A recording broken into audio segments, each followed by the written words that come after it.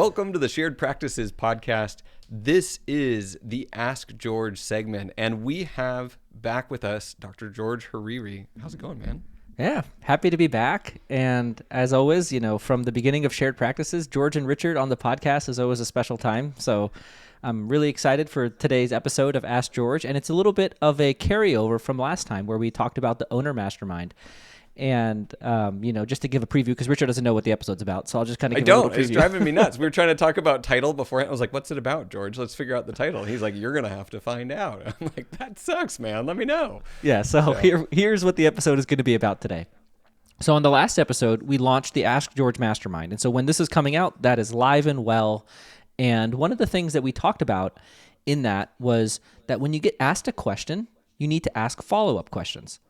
And so I randomly last night got this lovely email from this listener of the podcast who also is reading Dental Moneyball for the second time. So thank you. Nice.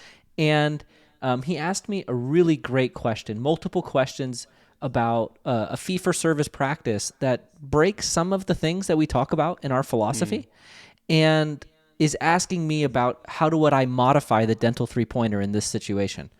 And so then I went back and asked 4 follow-up questions before I even respond, I'm going to ask 4 follow-ups. And then he got back to me this morning with the answers to those follow-ups. And so I'm able to really simulate what we would be doing on a call, on our owner mastermind call, for example, that we were alluding to on the last episode with a live example with real numbers.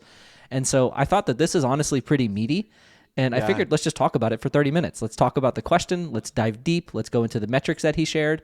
And let me give my answer and how I would think about it. And I think it would just be a great, kind of full life example for one of these situations that comes up for many different people who own practices. That's perfect. And the timing couldn't be better because I just had an episode where we talked with one of our clients, Jess Preet, who is a prosthodontist, but he's running a GP practice and it's fee for service. And he scaled as a fee for service doctor instead of an insurance driven doctor. And it was funny, by the end of the conversation, we had brought up the fee for service aspect, but the whole process of scaling was kind of the same conversation that we have with anyone else who's not fee for service. And so it was funny. We kind of observed that even at the end of the episode. So I'm interested to hear these questions and your responses to them. Yeah. So I think that's what I want to start with is what you just said before I read the question, which is people think our philosophy is PPO driven or, works in this type of practice. And the thing I really hope to convey through this whole episode is that it applies to any general practice situation where patients come for hygiene services. That is at its core our philosophy. If you have a hygienist, our philosophy applies to you, and it's not any more than that. It's a patient flow philosophy. Yeah. So now let's read the question. Hello, George. I am rereading your book for the second time. It is that good. I got a compliment. Thank you.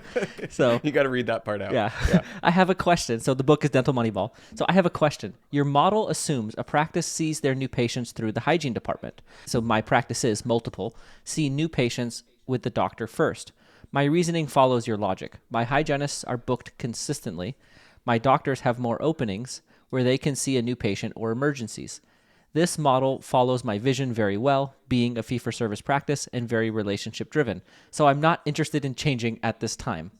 Would you modify your dental three-pointer in this situation? So it was funny because I had instantly gotten the, like in my mind, where I'm going with this, initially upon reading the question, is you need to get more hygienists, and you need to bring in your new patients through hygiene. That is instantly what I'm thinking when I receive this question. And then he immediately says, and I'm not willing to do that. Yeah, the first thing that they say is they're immediately not willing to do that. So I'm like, okay, maybe I shouldn't come with my full perspective right away. Let me ask some questions.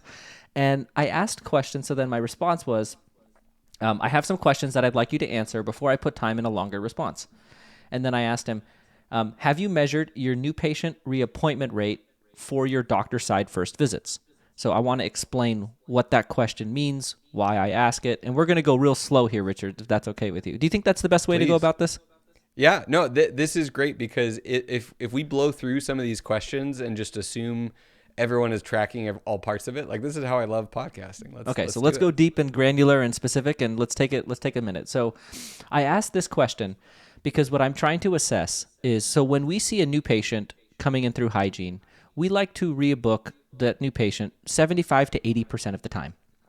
So that means that we want to have, and that means that we've done a good job retaining our new patients, because our philosophy, we grow the hygiene base. And so to grow the number of patients who we consider to be recare patients, it's extremely important that you retain the new patients in your hygiene program. So the first question I want to ask, because if you're bringing them on the doctor side and their first visit doesn't get a cleaning, you've now added more friction to the process, because now they need to come in for the doctor side, which you'll later find out they come in for an hour. And then they have to book a separate visit to come in for your cleaning. So just like fundamentally speaking, we are making it more difficult for people to get a cleaning at your office, which is friction for our philosophy. So that first question I'm asking is, how effectively are they retaining their new patients? Is any questions on that, or is that clear?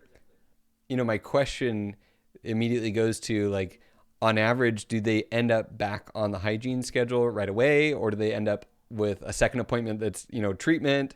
And maybe they can book those together. Maybe they are good at taking someone from the doctor limited kind of initial exam and then doing a combined hygiene doctor appointment. But there's something inside me that says, if they don't have a lot of hygiene openings, probably not. Yeah, think about it, right? There's not a lot of openings in hygiene. You've brought a patient in for their first visit. You've discussed it with them, and now they are, being diagnosed treatment. You're going to schedule the treatment, but are we scheduling the hygiene visit, but it's booked out? So that's just, you're creating friction for them to become a regular subscriber to your hygiene program, right? Whether you do great or not. And so the answer to that question, I'll kind of jump around a little bit, was they saw 21 new patients in December, which was admittedly a low month, 17 reappointed. And I'm assuming that's hygiene, but I actually don't know, because it could very well be treatment, right? So it's like they could be reappointing for treatment. For us to be in the range of acceptable, we would want 75% of those people to be booked in hygiene, right? So that would mean that 16 of the 17 who reappointed would have to have made their next hygiene visit for this to be an acceptable rate. So now the next question I asked is, I'd be interested in also knowing your conversion rate for new patients to become regular recare visits. And then that they didn't give me a number on that, but then I was essentially trying to assess that, and we still don't really know the answer. But then probably because, we're poking at you a little bit. This is what we would do in the mastermind, is challenge you, because everyone thinks they're above average. Everyone thinks they know the things they need to know. He probably doesn't know. Like, the data is not readily available. You'd have to dig and really be looking for this. So then the next question I ask him, which will poke into this, is, what is the percentage of your entire patient base that is booked for their next hygiene visit? So we call that the pre-appointment rate. So let's just say you have 2,000 patients in your practice. We like to see 80% of them scheduled for their next hygiene visit. So that lets us know that of all of your patients, how many of them are really regular and active in the recare program. And so this pre-appointment rate was 72%. So strong, not weak. And what I described to this individual when I responded to this email is, I said that all of your metrics are on the lower end of our idea of acceptable. So like we have a high bar for acceptable retention, right? So like, to be acceptable retention in our way of using the word acceptable for a shared practice as, coached practice, like, you are really good at retention. So pre-appointment rate of 72%, that's good. Like, that's not bad. It's on the lower end of what we're happy with. Well, and I think another way to put this is, we're fanatical about these things, because this is everything if you're scaling and growing, and no one else is that fanatical about these specific numbers. And so if you're getting close to fanatical, you're above average, and we just know you can do better. Yeah, and that's so then if you think about this type of person's patient, right? They have a patient who sees a fee-for-service dentist. So that's a patient who is more likely to be more active with their recare. And so practice loyal. Yeah, they're loyal patients. And so I would say that my assessment so far of the situation is they're doing well, But I don't think they're doing well because of how they're running their practice. I think they're doing well because of the quality of their patients that come into their practice. And that's my assessment so far of why I think they've been performing at what we would consider to be like, Pretty good. Good. Yeah. They're doing a good job. So now, then the next question I ask, and the final one is, and I'm trying to poke a hole in the 30 minutes that the doctor is spending. So when a patient comes in for an hour on the doctor's side, non-emergency, they're going to spend 30 minutes not with the doctor, and then they're going to spend 30 minutes with the doctor. And this is the relationship-driven component of the vision that this individual has for their practice. And so I'm asking, okay, well, how productive are your exams? And, and then if they're super productive, then that's a good use of the doctor's time. This is a multi-practice group, so you're using associates' time. And so I asked that question, and the answer was the average diagnosis per exam was $616. And that was a little unclear to me because is it average per exam like recare exam and new patient exam, or is it average for new patient exam? I'm not totally sure, and let me tell you why that matters. So at Arrowhead Family Dentistry, which is the practice where I was a dentist, where our philosophy started, we have 2 associate dentists who work there full time. Both of those associate dentists, when they walk into the room to do a new patient exam in hygiene, they spend 10 to 15 minutes with the patient, and on average, they schedule around $630 of treatment per exam. So every single time they walk into the room, they schedule as much as this individual is telling me they diagnose. And this is a hygiene-led new patient process compared to a doctor-led new patient process. So then, and so that's kind of the last thing from the exchange, but then there's one comment under here before I kind of let you chime in, Richard. So, this individual said, I blame my background for my belief in scheduling new patients with the doctor first. I was a member of blank Institute of Practice Management, blank management, and most recently, blank practice management. So this was part of all 3 management groups' philosophies. So 2 of my 3 practices are fee-for-service. The third is PPO. So that was like the complete, and they gave me like their kind of the reasons why they, feel that way. And I think that my assessment is that their retention from new patients that they see is good. Their retention of all of their patients that are active with their recare is good. And I would say that their diagnosis is also kind of in that same, like, good. And I just feel like they're doing all of that. And I look at this situation and I just see if we could get through that block and bring patients in on the hygiene side and open up hygiene the way that our philosophy would traditionally, recommend, I think that we would have maybe more new patient flow, maybe not. I think that's another thing that's an undersong of this is the new patient flow itself isn't low, which for multiple doctors, multi-practice group, that's kind of a problem. If you're trying to scale. Yeah. So I and I'm trying not to be like, I think it's one of those things that like there's many different ways to skin a cat, right? And there's many different ways to do this, but I'm simply left with the feeling that a more efficient, streamlined process could get the same, if not better results in a more scalable and sustainable and potentially effective way. So that's sort of the whole question answer. And I think there's a discussion there, but just curious to hear your thoughts. There was something that you just said, and I want to make sure that I can like re-articulate it for the audience, which was around your practice, which has new patients scheduled with hygiene, schedules what this practice diagnoses. Yeah. So that means your practice had to have diagnosed even more when the doctor walked in the door. And your practice doesn't have fee-for-service fees. Yeah. So, and what that comes back to in my mind is sometimes doctors are less good at following systems. Is that like, and when a new patient comes in, there's this like wanting to be liked and not wanting to give too bad of news and all of that, like that can come into play rather than just here's the system. We follow the system. We deliver the news.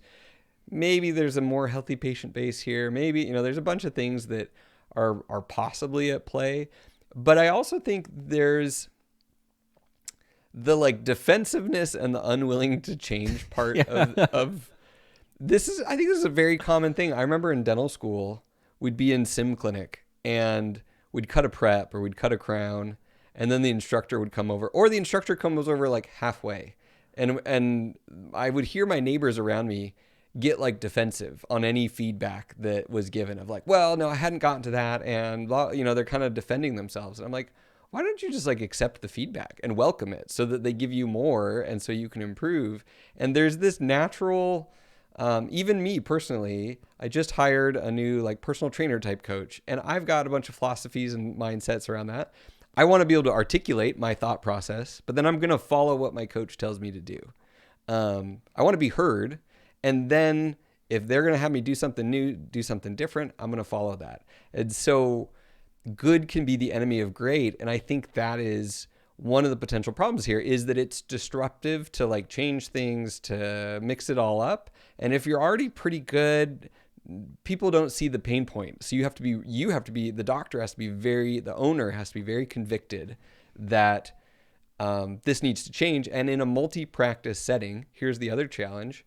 It's harder to implement change when you're not the on-site doctor leading clinically and making the changes daily. So those are all, I think, uphill factors a little bit in this circumstance to getting to what's possible in this practice. And so I want to like very quickly, just throw out and like, there's always meet in the middle ground ideas, right? And it's like our issues with this approach are that there's increased friction for a patient joining the hygiene pool, right? Like if they are coming for their first visit and they're not an emergency patient, then that means that they're a cleaning candidate, right? You could be doing their cleaning on the first day, but instead we're going to bring them in not doing a cleaning on the first day and making them schedule in a booked out hygiene department on a subsequent visit. So we've just added unnecessary friction to the process of a patient integrating into our subscription service recare pool, right? But this dentist is very stuck on the idea of the doctor doing an elaborate 30-minute exam with the patient to build that relationship in their fee-for-service environment. So like a middle ground I would suggest is, why don't you try to pair the 30 minutes on the end of a cleaning visit? You just do an hour cleaning, and either before or after, you put the 30 minutes with the doctor. So it's like you have a 90-minute visit. The patient is in 2 operatories.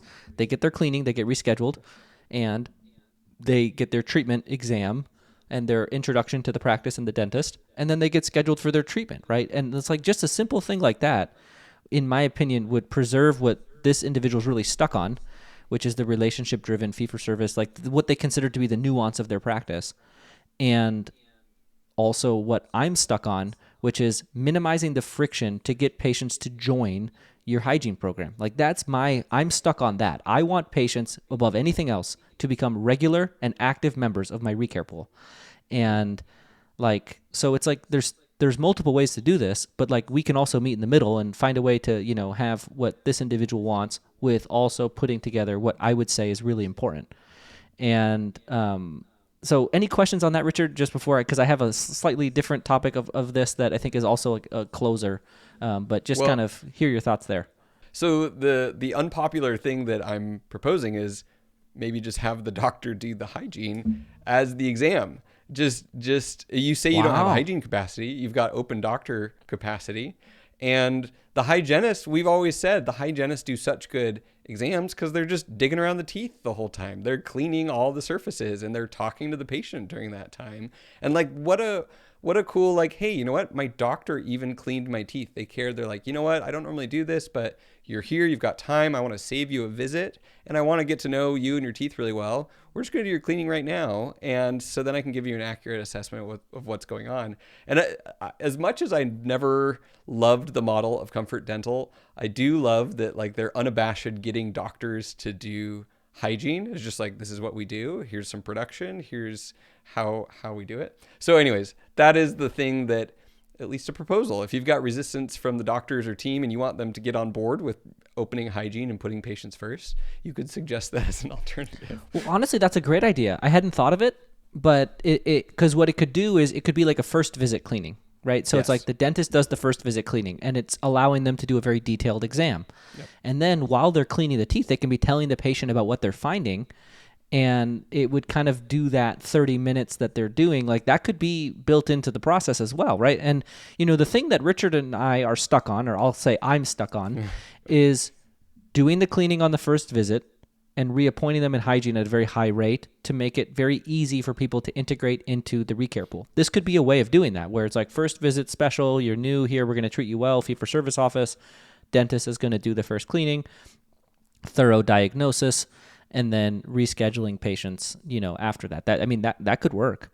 And I think that the philosophy is in and of itself, it's focused on adding patients to your recare pool in the most efficient way possible. And my concern, which either of these different ideas that we've discussed, is let's just say, so this person has, let's say they have, if they each have enough patients for one dentist, that would be around 1,500 patients. So if they have 700, or if they have 72 patients booked, that means that roughly 450 patients, which would be enough for one doctor, if they had enough patients for one doctor, 450 of them don't have their next hygiene visit scheduled. And if they're only seeing 20 new patients per month, that puts them at 240 new patients per year. So you can see that there's a bit of a problem where in this practice, there are twice as many patients. If they had 1,500 patients, I don't know their patient base, but if they had enough patients for one doctor, which is around 1,500, 1,200, 1,500, then they're going to have twice as many patients not booked for their next cleaning as they have new patients coming through the door all calendar year. And that points to my problem, which is if you have a multi-practice group, which this person has 3 practices, you need patient flow to grow your patient bases over time to get our style of dental 3-pointer like growth. So I would say the new patient flow is low, and the fact that 72% of their patients are pre-booked means that they're likely losing a healthy amount of patients from not being active in recare. Both of those things make me believe that the practice should probably prioritize, expanding that pool, because they could be at a point where they're maybe, if they're doing very well, maybe they're growing their patient base a little bit. But based on the numbers I'm seeing, I think it's more likely that they're either stagnant or potentially declining slightly. And I think that this inefficiency of bringing people into the hygiene program is part of the reason why that is. Yeah. So that's where I look at this and say, it's good.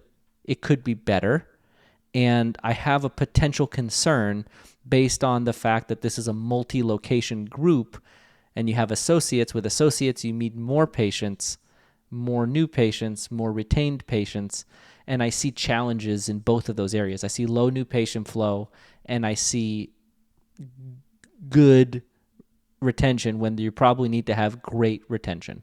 Yeah. And so those are like the different pieces I'm looking at, and that's just my assessment.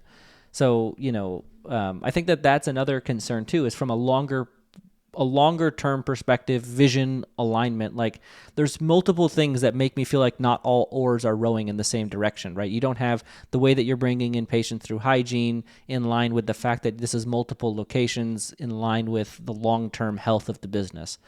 And so I just see some of those things kind of counteracting each other.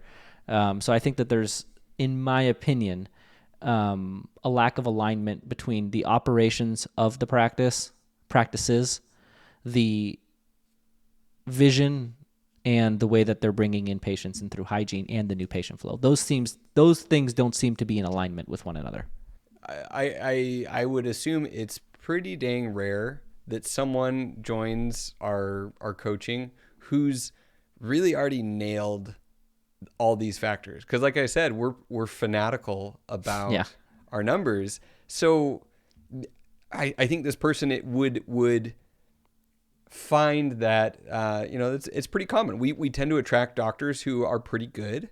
And we want them to be exceptional in the things that truly, truly matter. And I think being part of the mastermind, so now having like run this other weird mastermind over here, there's like a peer pressure to positive change. So like you telling this person and working through this and massaging through this idea would get them to a certain point, but then someone else in the mastermind hops in and talks about their resistance to changing this and what they actually ended up doing and what the results of that were on the other side. Sometimes you need a peer who had the same problems as you to show you up and say, no, I agree. I was right where you are. And I did it anyways. And here's the results. And sometimes that shift in mindset is even more powerful in a mastermind setting. So the Ask George Mastermind is going to give people access not only to you and this amazing community, but also access to seeing the results and having other people push them in their thinking. Because if it's just, here's the mentor, here's the mentee, and we kind of don't see eye to eye, it can get stuck. Well, and I think that, what you talked about Jess Preet, who has the prosthodontist fee-for-service practice, like that would be a really good peer for this individual, because fee-for-service practice, similar situation, growth-minded owners, multiple, So I think that those two, maybe sharing notes would potentially, maybe help this individual see a different perspective and help them explore if they wanted to modify their practice style. And I think that, I've never run a fee-for-service practice, but like, our community of dentists, there's a lot of them in there, and they all have different styles of practice, and we all grow it through a patient-based growth, recare focused philosophy. And I think that looks different in any office. And, it's the fundamentals that are the same. Grow your practice by growing the number of patients who consider your practice their dental hygiene home. At the fundamental level, we're all doing that. But it looks different in each office based on the uniqueness of each owner's desires and visions and all of those things. 100%. Well, this has been really a fun, productive discussion, and having concrete details makes all the difference. So anything else to wrap us up here? No, I think it was just a good follow-up from last time, where last time it was general questions where I was poking at them and saying, I would want to know this. I would want to know that. I would want to know this. And it's like, well, let's just do a version of that. But do you see how long it takes, right? It's like we can't do that for 10 questions on a singular episode, because to truly get to the appropriate things, you have to go deep and understand the details and then align those details with the vision and kind of go from there. And so I feel like we were able to demonstrate that thought process to our audience. And hopefully it was a helpful and informative episode for everyone listening. So if people are interested in being involved, where do they go? Yeah, so for the mastermind, it's mastermind.sharedpractices.com, which would be what I would suggest to be the next step for this individual or for any individual, is to really join a growth-minded community of dentists who have the same problems as you, who are trying to exercise the same philosophy as you and get consistent growth of your practice, through our hygiene philosophy. That opportunity, and the fact that we have this finally, we figured out a way to scale access to George in a good way that works for George, works for our audience. This is a gift. This is incredible, because our in-person events, that's the magic, is always at the kind of end of a lecture block where, we get to kind of sit down together, and you'll even like lean on a desk. You're like sitting on a desk kind of at the front of the room, and people are just, bringing up questions and scenarios and circumstances. That's the stuff that you can't get anywhere else, because it's applied knowledge. It's not a book. It's not a podcast that's generic. It's, here's my circumstance. Here's my challenge. What do you think? So mastermind.sharedpractices.com, and get involved. Thank you, George. We'll talk to you next time on the Shared Practices podcast.